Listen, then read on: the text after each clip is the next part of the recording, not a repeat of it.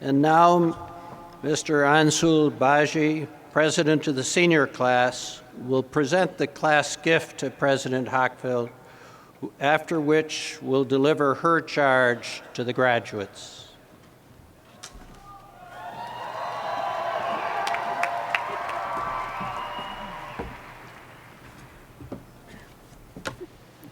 Three years ago, the president and chairman of PepsiCo, Indra Nooyi, attended a party in India that her mother was hosting.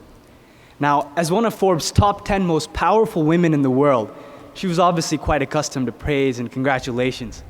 So it came as a surprise to her when, at this party, the guests ignored her.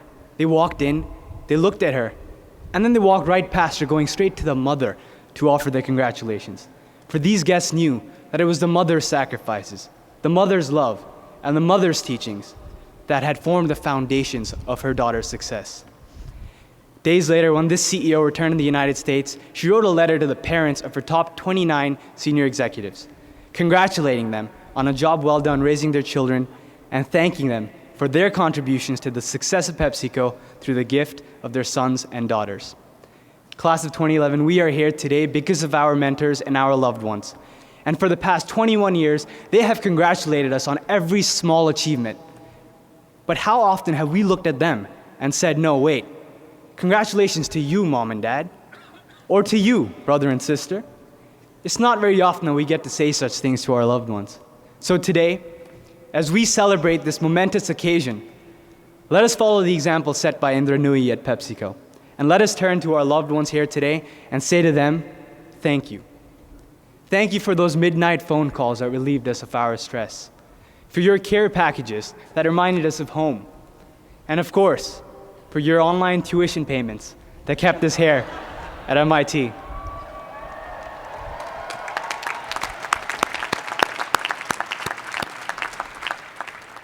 Thank you for your stubborn confidence in our abilities, for always telling us that we would ace those exams, those performances, those speeches, when frankly you had no idea how they would go. Parents and loved ones that are here with us today, for all the things that you do for us that we don't even come to know, for all the sacrifices you've made that we may never understand, we thank you.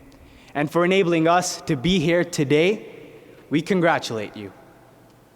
Now, I'd like to take a step back from thoughts of our loved ones and share with you something that I encountered on Facebook just a week ago. A friend of mine from high school graduated from a university not too far from here, and she uploaded a photo album of her fondest college memories. What stood out to me about this album, and what I'd like to share with you today, is not the content of these pictures, but the title of the album. She called it, "Don't Cry Because It's Over. Smile Because It Happened."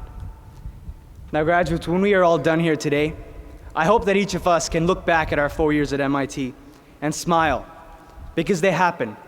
Because though we will miss the people and places that we have grown so fond of and come to rely on, we are grateful for at least having had this experience, for having met the people that we met, and for having done the things we did. Those runs along the Charles River, the all-nighters in Athena clusters, and our weekly visits to Crossroads Irish Pub.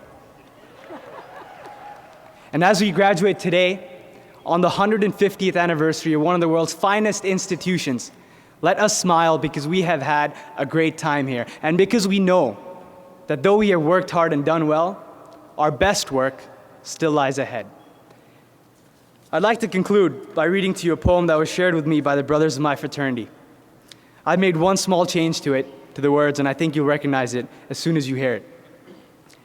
If you can keep your head when all about you are losing theirs and blaming it on you, if you can trust yourself when all men doubt you, but make allowance for their doubting too, if you can dream but not make dreams your master, if you can think but not make thoughts your aim, if you can meet with triumph and disaster but treat those two impostors just the same, if you can talk with crowds and keep your virtue, or walk with kings but never lose that common touch, if neither foes nor loving friends can hurt you, if all men count with you but none too much, if you can fill the unforgiving minute with 60 seconds worth of distance run, then yours is the earth and everything that's in it.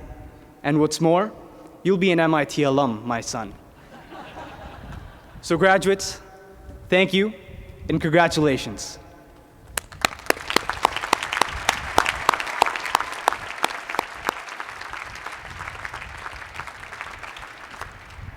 I now have the privilege of participating in two MIT traditions, the first being the turning of our MIT ring, the brass rat or the grad rat.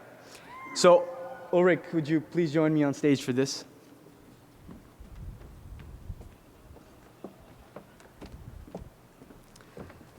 Graduates, now take off your ring, turn the beaver around, and put it back on to let the world know that you are finally graduates of MIT. Congratulations.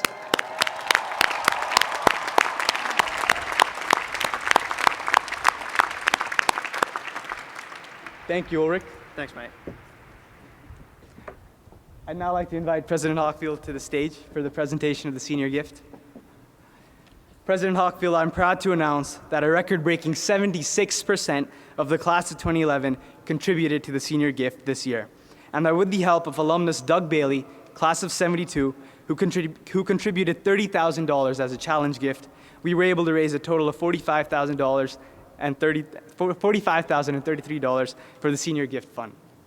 A large part of this money will go towards the MIT Class of 2011 Scholarship Fund, which will be administered by the Financial Aid Office and will support the education of future generations of MIT students. Thank you to everyone who donated, and on behalf of the Senior Gift Committee, the Alumni Association, Mr. Bailey, and the MIT Class of 2011, President Hockfield, I present to you the Class of 2011 Senior Gift.